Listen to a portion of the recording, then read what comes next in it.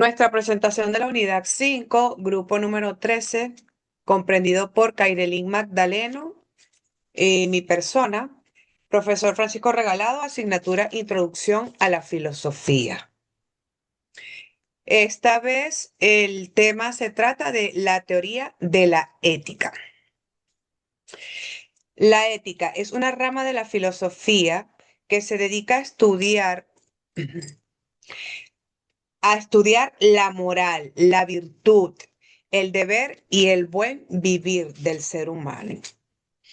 ¿Qué es la moral? La moral no es más que las normas y costumbres de grupos específicos, el cual la ética hace reflexión a la teoría sobre por qué consideramos qué acciones tomar, si son buenas, las acciones buenas o las acciones malas. La ética viene siendo la práctica y la moral, perdón, la ética viene siendo la teoría y la moral es la práctica.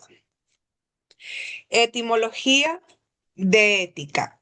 La palabra ética viene del griego eto, que significa carácter, modo de ser. El objetivo principal de la ética es la determinación de acciones correctas del ser humano, con la finalidad de buscar principios eh, que nos conlleven al bienestar y a lo justo, ¿verdad? La ética está comprendida por tres etapas que son metaética, ética normativa y ética aplicada, ¿verdad?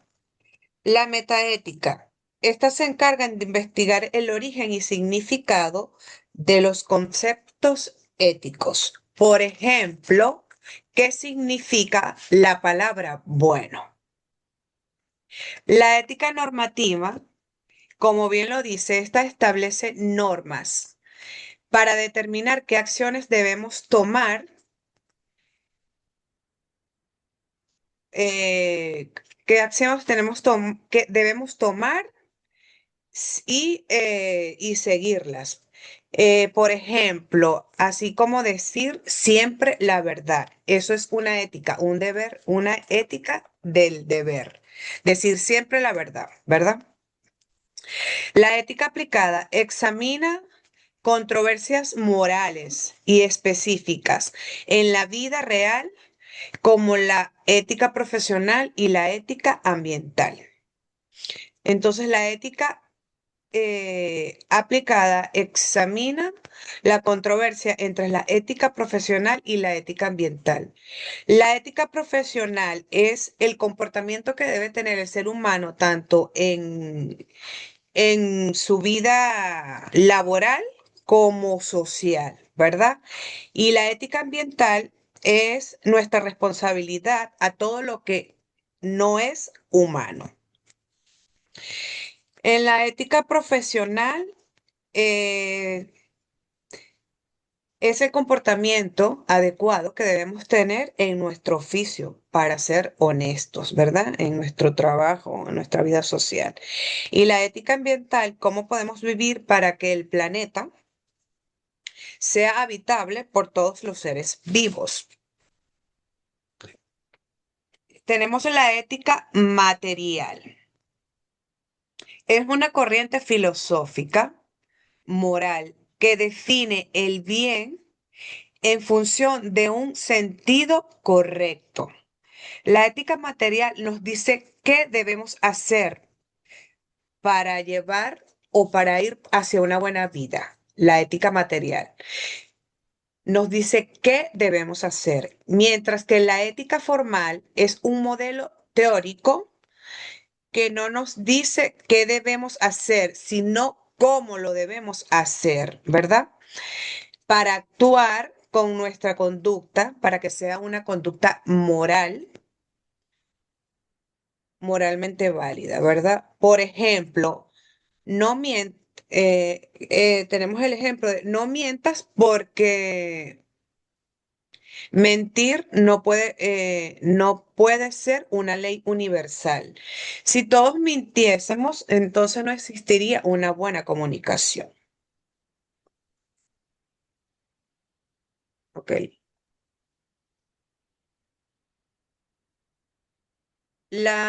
Niveles de la ética, la metaética, ética normativa y ética aplicada. La metaética analiza el significado, origen y validez de los conceptos morales, como bien o mal, que ya lo dijimos, ¿verdad? La ética normativa establece normas o principios, que ya lo acabamos de decir. Y la ética aplicada utiliza esos principios para resolver problemas concretos en la vida real. El epicureísmo. El epicureísmo es una escuela filosófica que busca alcanzar la felicidad a través de la ausencia del dolor y busca la tranquilidad del alma. El epicureísmo, ¿verdad? Propone una vida basada en la amistad, en la armonía, en el conocimiento y la prudencia. Por ejemplo, un hombre vive de manera sencilla, disfrutando de los pequeños detalles, ¿verdad? Y los pequeños placeres. Él no permite que las cosas externas arruinen su paz, ¿verdad? Perturben su paz interior. Tenemos el estoicismo, el estoicismo. El estoicismo es una filosofía práctica que busca la felicidad y la paz interior a través del dominio de las emociones y el enfoque de lo que sí podemos controlar.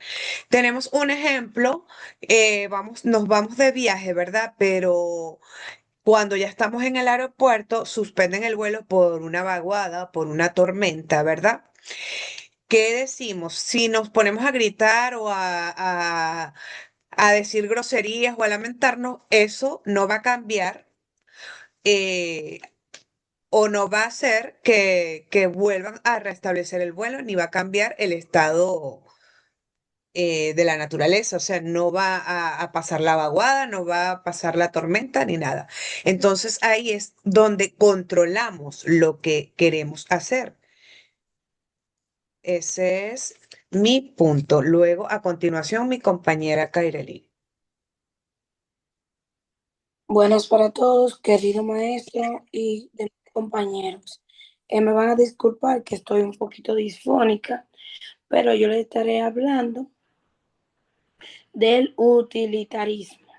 El utilitarismo es una corriente filosófica que se desarrolló en Inglaterra entre los siglos XVIII y el siglo XIX.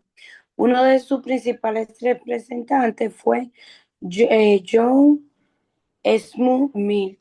Esta teoría afirma lo bueno es útil, es decir, lo que produce felicidad. Una acción es buena si genera la mayor felicidad para el mayor número de personas. Entre otras palabras, el utilitarismo evalúa las acciones según su consecuencia y una acción benéfica a muchas personas.